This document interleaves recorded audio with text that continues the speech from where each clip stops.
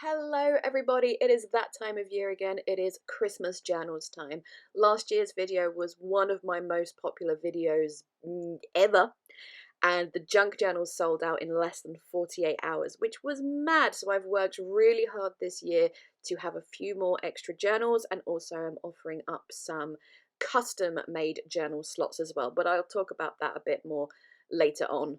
But this year I have 18 pre-made junk journals plus an amount of creative journals, and I'm not entirely sure of the number right now. The creative journals are the ones that are slightly smaller with the plain pages, and then as mentioned there will be the 3 custom made journal slots. But first, let's do a little how did I make them. If you are only interested in seeing the flip throughs of the journals at the end, that's totally fine. I will put a timestamp somewhere so you can skip to that part of the video. Now, if you've seen my other journal making videos, these are made in a very similar way. They're single signatures with soft covers and filled with pockets that are stitched in. The only difference with these is they tend to have a few more pages, a few more pockets, a few more pieces of ephemera. They're slightly more interactive, maybe. And then obviously there's the fact that I'm making 18 all at the same time. I also want to shout out to Bontic Vintage Designs yet again for letting me use some of their printables in these journals. I will point them out as we see them in the journals. There are some as well that I already had in my computer-based stash, but there's some awesome new ones from Bontic Vintage that I want to show you as well, so look out for those. But the first thing I do is go through all my pattern papers and pattern card. I buy a new load every year. I actually buy them at Christmas the year before I make them, so these are all like last year's things that were bought, so you'll have trouble finding these paper pads now. So I go through and I choose all of my covers, and then I need to choose 36 because I need something for the inside cover as well.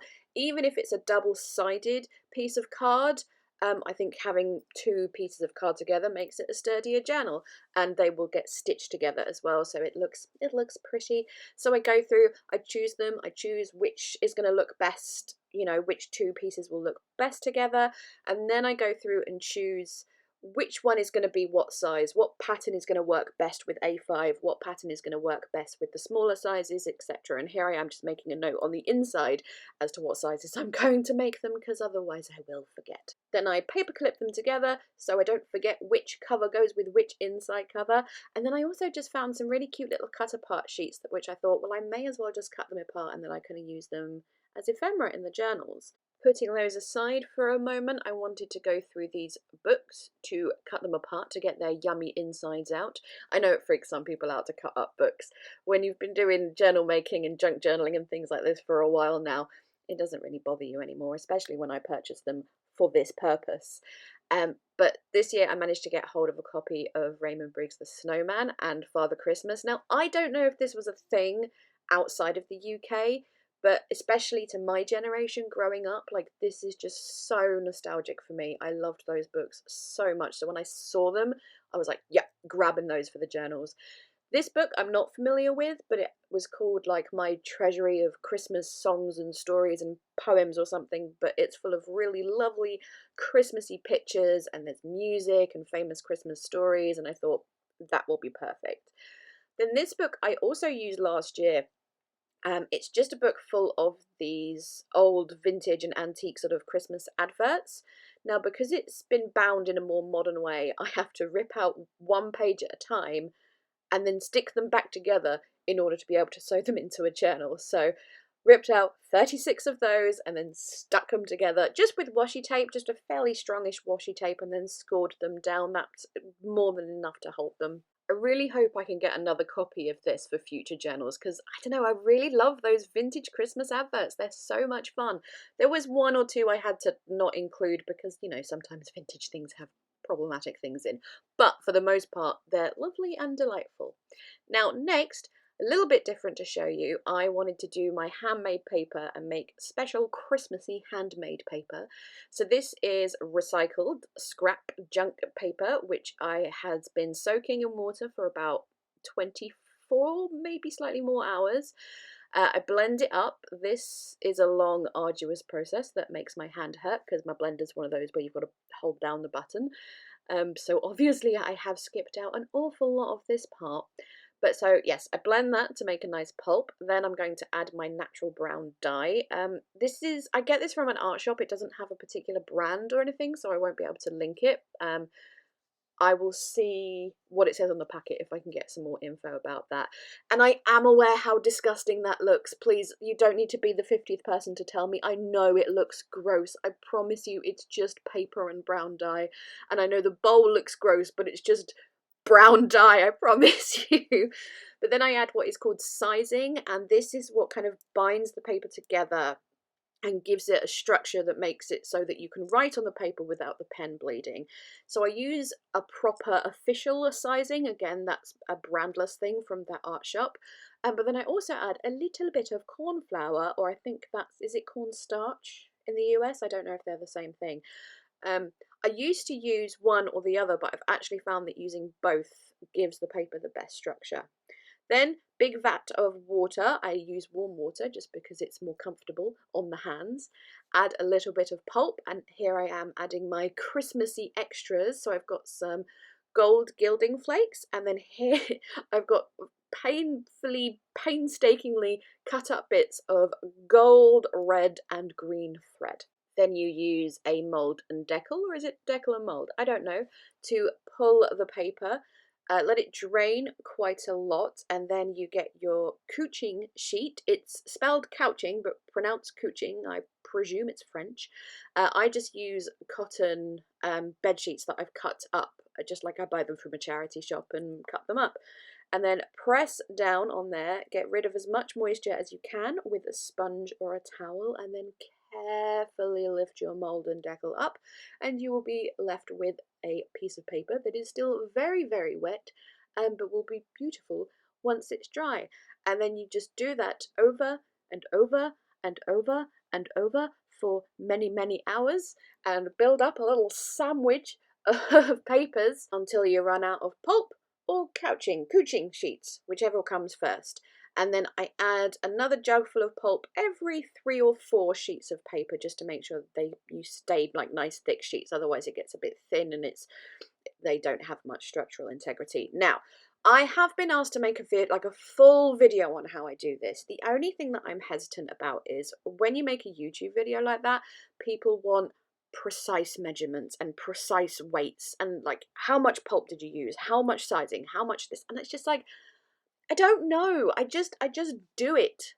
Like, I don't know. So that's what's been putting me off making a video about it, because I just play it by ear. It's been a learning process, and I don't mind sharing my learning, but it's hard to explain to people, do about a handful amount. Do you know what I mean? Anyway, after doing that for about 2 hours, I then put it in my antique book press. I wasn't able to film that because that was just one of those days, but it stays inside the press in its little sandwich with some wooden boards either side for a few hours, and then I hang them all out on that clothesline to dry. Generally it takes overnight, but this time of year when things are a bit cooler and there's a bit more moisture in the air, they can take a little bit longer. So these were probably close to a day and a half, maybe. And then you gently pull each paper sheet off its little couching sheet.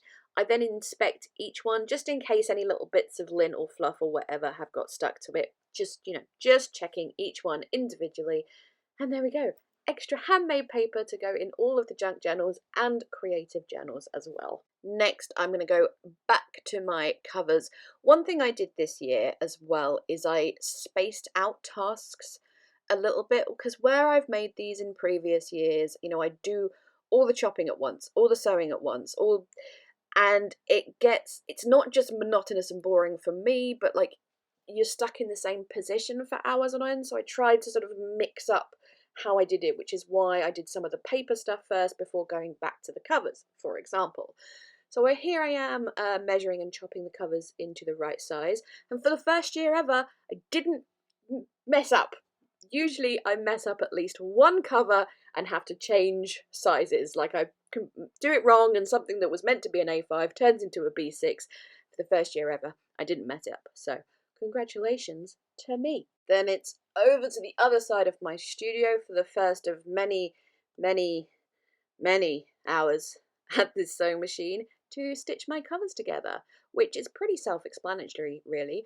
I did change thread colour depending on the colour of the journal, so the more wintry ones got white thread, and a lot of the other ones is this, it's hard to describe the colour, it's like a sort of beigeish, brownish gold colour. I don't want to say beige because that's not right, it's a richer colour than that. Anyway, I mixed up the colours is what I'm trying to say to you there. I round the corners once I've done the stitching, and with some of the covers I did another couple of passes around the edge. Just, it depended on how it worked with the journal. Like that one, for example, worked better with just one pass, but another one was like a bit more rustic looking, so it looked better with 2 or 3 layers of stitching going around it. Here you can see my company supervisor is just checking my work, but doing some quality control there and making me have to concentrate extra hard so I don't stitch his tail into a journal. And don't worry, I did move the journals out the way so he wasn't, sitting on them. I made sure that that didn't happen. So 6 of the journals this year are deluxe journals. It just means they have, as I said, more pages, more things going on. And the other thing is, on the inside, they have a lovely fabric. Now, 2 of them have a lovely silver sheeny sort of organza fabric. So with those, there is patterned paper on the other side and then the layer of fabric as well. And then with some of the others, there is a foam inlay between the card and the fabric, so they have a very nice squishy texture to them. And with those covers, I inked around the edges of them with like pretty metallic inks and things, and rounded the corners before doing the stitching, because that's the way it works out when you do it that way. And then with all the others, I then went around the edges just with some nice ink to, I don't know, just complete the edge of the journal a little bit better. For most of them, it's a metallic ink, usually silver or gold, or I have one, it's called Champagne. It's kind of an in-between silver and gold. It works really nicely for the more rusticy coloured journals. And I think there's like a red and a green in there as well. Okay, time for papers and pages and to make the signatures. So I did one at a time. I pulled out a cover. I have already worked out what I can fit in each journal, how much I have of each thing. So I worked out, it's 4 book pages, 2 patterned, 1 printed vellum, etc., etc. The deluxe have extra vellum, extra printables, extra book pages, and an extra something else. I'm not entirely sure.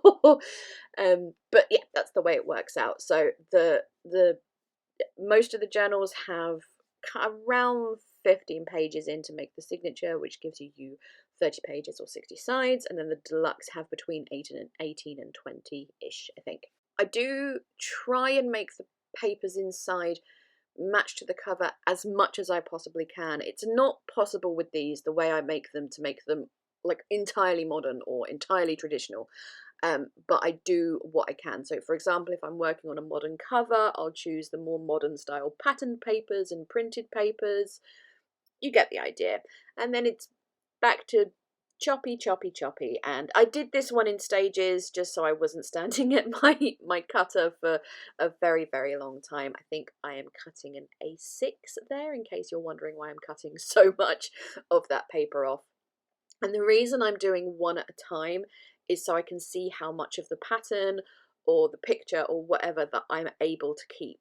When I'm doing the creative journals and it's just plain paper, obviously I can cut a few at a time, but I want to see what's being included, that I don't chop off anything like really, really cool or something like that. And if anyone is worried about the huge amount of scraps that this process creates, then worry not, because I'm going to put them all aside in a box, and most of them will then be recycled and turned into the handmade paper. Obviously there's some things that I can't do that with, like the vellum and the particularly shiny pages or anything that's got glitter on it or anything, but most of it gets recycled. So yay for being as eco-friendly as I possibly can be. Next stage is one of my favourite stages. I've said it before and I'll say it again, but sitting and going through all the papers that I've chosen for the journal and deciding what order they're going to go in. I put quite a lot of thought into this. Like, you're not getting too many plain pages at the same time, not going to get all the book pages together. I like to space them out. pages that I know are going to work really well for putting pockets in. I like to space those out. I spend a fair bit of time, and then, you know, seeing what works best to be for the inside cover, seeing what will work best for the centerfold, things like this. It's an enjoyable process. What I'm doing there is pages that have got something that I really want to keep the whole thing, but it's too big for the size journal. I just fold it in. So you've got a built-in little flip out, but you've kept the really pretty page. You may be able to see on the screen there the Christmas jumpers paper. This is one of the Bontic vintage printables that I had to have. I was like, Anton, I must have the ugly sweaters papers and put one in every single journal. I am obsessed. So there's one of those in every single journal. The others are more mixed and varied, but the ugly sweaters had to go in. They're so much fun. I love them. Anyway, once that is done, it is time to go back over to the sewing machine and stitch in all of the pockets and tuck spots and exciting things within the journals. I did this in stages as well, so I think I did them by size, so I would decide the order and fold, and then over to the sewing machine, you know, all the A5s at once and then all the regular wides at once, just to save my backache, really, is the main reason, and make it a little bit less monotonous and factory line-esque. And I think that worked out quite well this year. But here I am at the sewing machine. I think this is one of the deluxe journals I'm working on here. It takes me about 30 to 40 minutes per journal to stitch in all these pockets, tuck spots, etc. I use mostly scraps and cut-offs from creating the covers and other papers, plus some leftovers from last year. It makes things more exciting and interesting. There's all sorts of colours and things happening, but it does take a long time. I think if you work out the maths of 30 to 40 minutes and 18 journals, it's something like 9 to 12 hours at the sewing machine. But as I said, I did space it out this year, and I feel much better for it. But despite all that, I do really enjoy this process because I love, like, coming up with all the different ideas for making different kinds of pockets and flip outs, and how can I make this more interactive, and how can I add, ooh, a surprise pocket, you know? It's quite a lot of fun. My favourite thing this year was the vellum on vellum pockets. I really liked those, and with some of them I was able to do it in a way that it was like the same pattern, so they're almost matched up, like the pocket is slightly hidden. But yes, insert SpongeBob meme of 2,000 years later, or one eternity later, and all of the pages are finally stitched with pockets. And it's time to bind, which another nice, fun, relaxing thing to do. It's one of those things, like, I could almost do it blindfold, so it's quite relaxing. I put on a podcast, I don't have the noise of the sewing machine. I check through the signatures, make sure they're all facing the right way and that the order still works. Measure out where I'm going to punch the holes. I measured the exact centre and then 2 holes either side, evenly spaced. Then I use my bookbinding cradle and a Tim Holtz pokey tool to punch those holes, but not without a very quick last minute, are all the pages facing the right way? And I'm very glad I did this, especially this time, because three times I have put something in the wrong way round. So this is why I do that. Then I punch in the cover separately. I've talked about this every journal making video, but I just find it easier. You have less to punch through at one time, so it's easier on the wrist. And also, I think it helps with the spacing, so I can then get the journal cover exactly where I want it. If I pre-done the holes or pre-measured them all exactly, that gives you more room for error, and the pages not sitting directly in the middle and things like that. Now, mistake that I did make was when I sewed in my binding, which is a simple saddle or figure of 8 stitch, I leant back and did it, and did not do it on camera because you know what it's like, you're so in the moment. I was so caught up in the chaos of making all of these journals, I forgot that I needed to show you how to do the binding. But I have shown many times, and there's 4 gajillion videos on YouTube showing you how, so my apologies for that. I did try out some new colours of binding, and you are about to go, why the heck did you bother with that when you're going to wrap ribbon around the spine and hide that colour anyway? Well, I could lie and say, well, you know, I'm keeping in with the theme of the journal and the colours working with it. I forgot. I forgot. But it does work, because on the inside of the journal you see that nice colour, so it does work.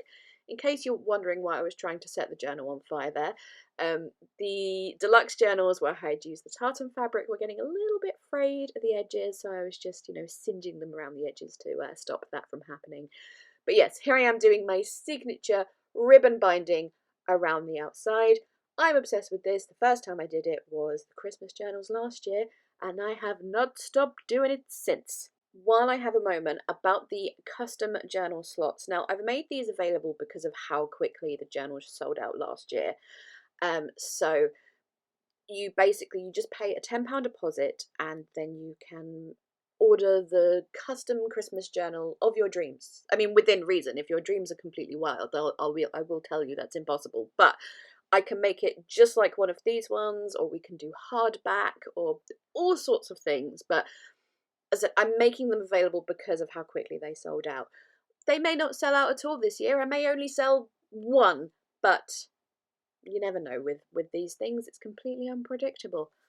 Anyway, more information about the customs will be on the Etsy listing if you're interested, and of course you can message me, ideally on Etsy, but Instagram and email and stuff is also completely fine. Last stage is I stitched little matching pockets to put in the back of all of the journals except the deluxe ones, because I didn't want to stick down on fabric, because that would just be icky. But I now put all the lovely ephemera and stickers and things in all of the pockets. It's so much fun, and shout out to my mum and my eldest sister for helping me with counting out all the ephemera and putting all the little stickers in one envelope and putting thread in the tags, and they helped, and it was very much needed, so big thank you to them. I have a list somewhere, but it's buried under the journals. If I, off the top of my head, most of the junk journals have 25 pieces of ephemera plus a little sampler sticker sheet in, and the ephemera is a mix of stickers and die cuts and a little packet of vintage stamps and bits and pieces like that, some tags.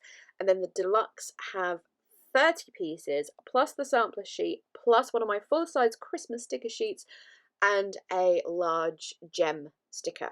I think that's right. It's roughly right.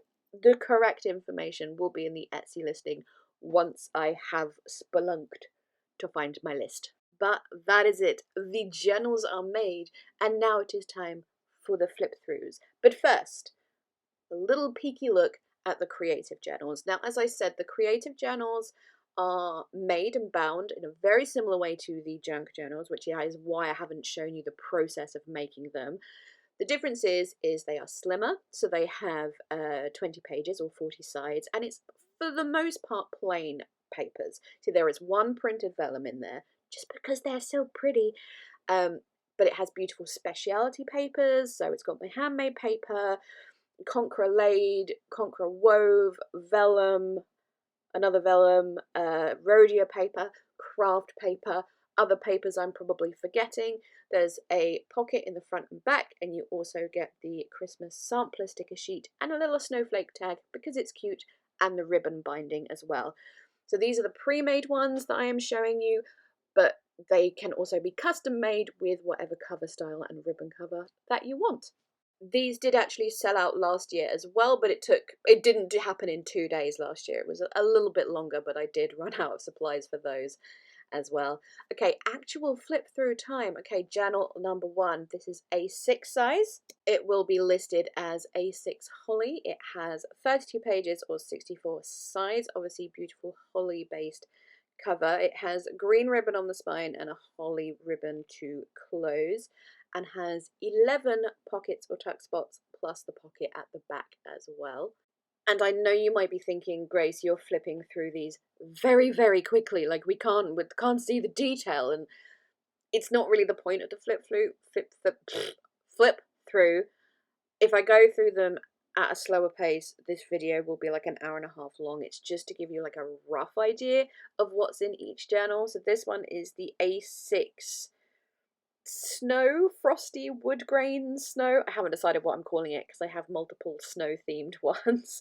This one is 28 pages or 56 sides. It's got the tartan ribbon on the spine and a red to close, plus 12 pockets, plus the back pocket as well.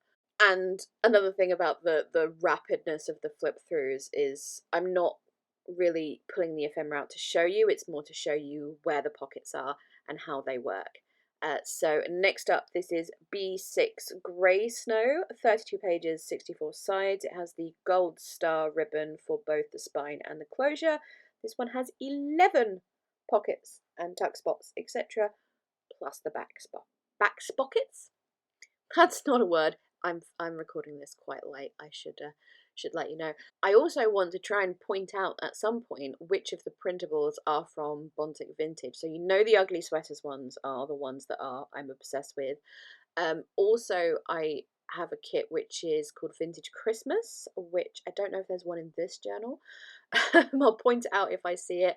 Just then was one from the poinsettia one, and then what's the other one I used? Oh, fabric scraps. Now, at the time of recording, not all of those are available as kits. Currently available as pages or half pages. I think only the Vintage Christmas one is available as a full kit, but that may change. I will, of course, link them if you're interested in checking them out. And obviously with the custom made journals, I can add even more of those. And if anyone wants me to make them an ugly sweater themed Christmas journal, we will be best friends forever. I'm just telling you that now. I love that page with Santa's little butt sticking out. Oh my goodness, sorry, this one is B6. It's another snow one. Wood grain snow. I haven't thought of a title for this one either. I'm so sorry. It should be obvious in the Etsy listing, but that one was 30 pages or 60 sides, gold ribbon on the spine, navy to close, 13 pockets plus one at the back. This one is a regular size grey snowy car, something like that. We have red ribbon on this one, both spine and closure. It has 32 pages / 64 sides and 14 pockets in this one, plus the one at the back. You may notice as well me doing a little bit of shuffling around of what I put in the pockets, because going through during the flip through I had, oh, that'll work a little bit better there and that'll work a little bit better. Yeah, and then I think there was a couple where something had fallen out and I just was putting those back in again. Next up is regular size green pine. This one was easy to name. Green ribbon on the spine, red to close, 32 pages, 64 sides, 11 pockets, plus the one at the back. I will say the ribbon, both on the spine and to close, are really, really easy to remove. So if you don't like the ribbon choice I've made, I don't mind changing it if I have available something else that you would like. I did make a little bit of an error in that I thought I was so prepared. I bought so much ribbon last Christmas for this year's journals and then didn't look at how much was on each reel, and some of them were only enough for one journal, so may or may not have messed up. So I have ordered some more for the creative journals. But yes, I don't mind changing if I have something available that you would prefer. We can discuss it in messages if you would like. What are we on now? I'm hoping this is regular wide holly. Yes, it is regular wide holly. This has red ribbon spine, green close, 32 pages, 64 sides, 14 pockets, plus one at the back. I've just realised some people might not be familiar with the standard journal sizes, so I do A5, regular wide / Cahier, regular, B6 and A6. Now my junk journals are never exactly that, the creative journals are closer in size, but it's just to give you a rough idea. Oh, this journal is, I'm just going to turn over my piece of paper here, this is a regular wide pinecone flat lay. I know, it's not very creative. I'm very, very tired, and my imagination for coming up with plucky titles is just, it's gone. Goodbye, farewell. Regular wide is 8¼ inches tall by 5 inches wide. Ones we have missed, A6 is 6 tall by 4 wide. B6 is 7 tall, 5 wide. Regular is 8¼ by 4⅓ ish, and back to regular wide here. Oh, here I am doing some reshuffling of the ephemera. I think it's because I'd worked out that certain ephemera worked with the belly band pages more than others did, so that's why some of the reshuffling happened. This journal is another regular wide. It's Merry Christmas Gold ? You see, you're dealing with a very, very professional company here who are very prepared and have thought up wonderful creative names. That's a fun pocket, if I do say so myself, the little triple layered pocket. Anyway, the lovely neutrally toned one with gold ribbon is what this journal is. It is 30 pages, 60 sides and 10 pockets plus the pocket at the back. Then we go on to the A5s. A5s are 8¼ tall by 5¾ wide, but the covers are generally a little bit bigger than that, especially on the junk journals.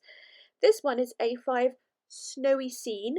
We've got a navy ribbon on the spine plus a white and silver ribbon to close. I have 34 pages / 68 sides on this one, plus 12 pockets and the one at the back. The pages I'm showing you that have a sort of weird strip at the bottom at the top, that is, I think I'm able to show it with one of the deluxe journals, but it's really good for really large pieces of things you want to keep into your journal, because, you know, it's held in at both the top and the bottom.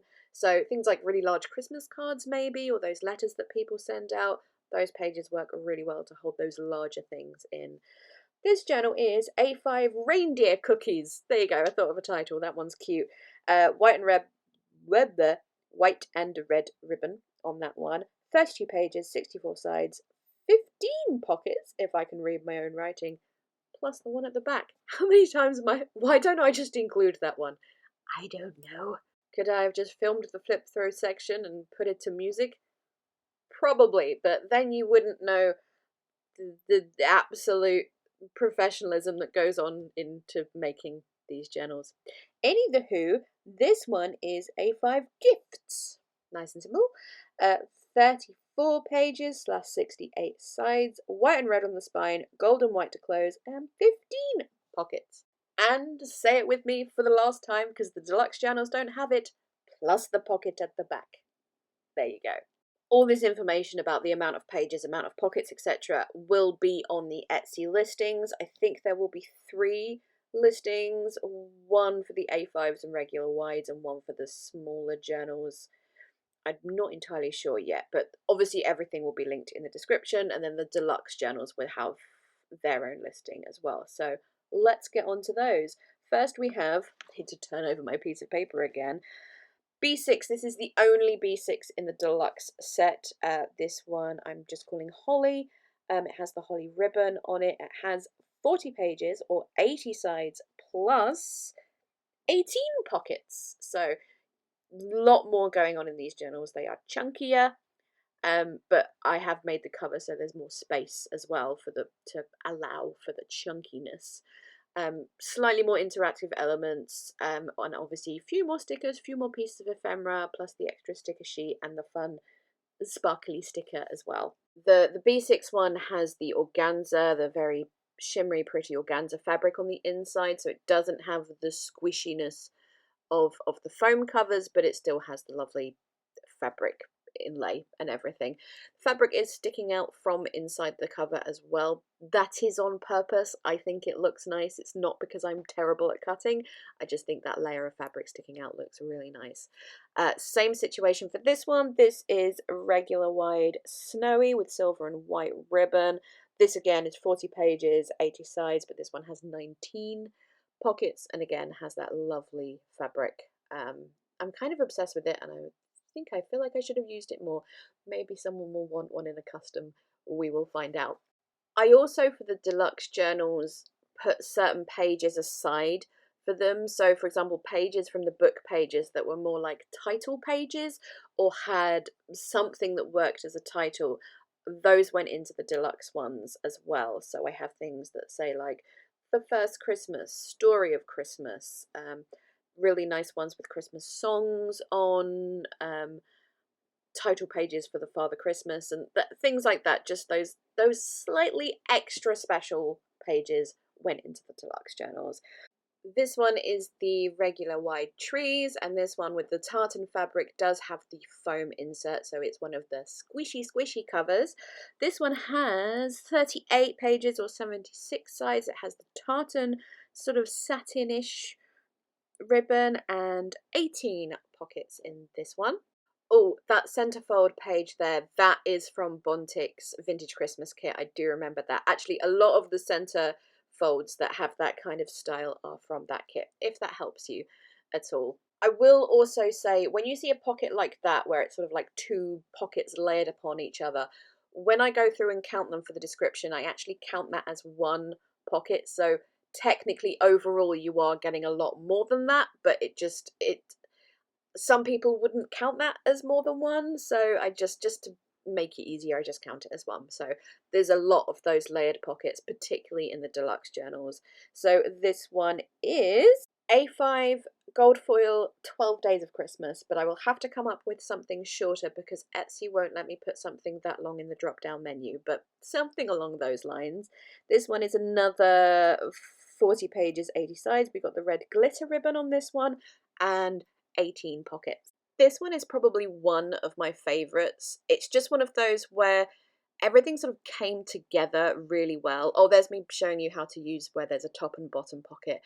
But yes, just it didn't need too much adjustment and changing. Like everything just worked. I don't know. Maybe it's just because this one was made closer to the end of the process, and after a while, you're just like really into the swing of things.